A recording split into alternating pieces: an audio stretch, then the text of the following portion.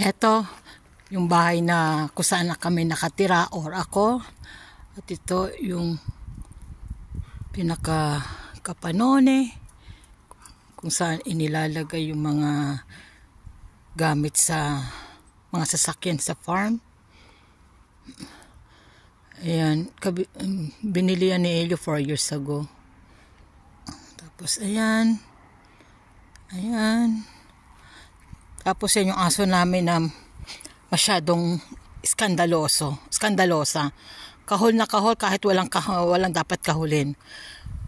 Pati yung mga lumilipad na paru-paro, ibon, kinakahulan niya.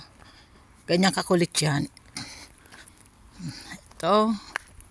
Tapos yan yung ubasan.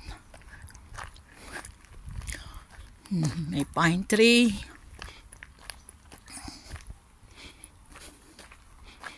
Ito. Ang ganda ng panahon. Hindi malamig, hindi mainit. Okay lang. Ayan.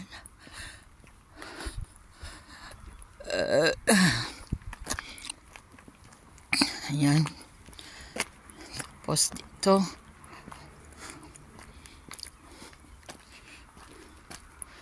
Ayan. Robasan. Ayun si Elio sa baba. Tapos yung daan na yun, pinaka-highway na namin yun. Ito ang lugar namin. Nasa gitna, nasa ilalim kami ng hill. Ayan, puro ubusan yan.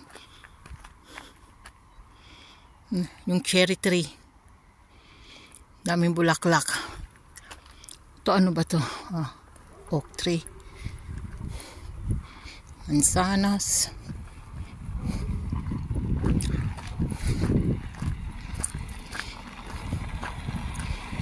Ito.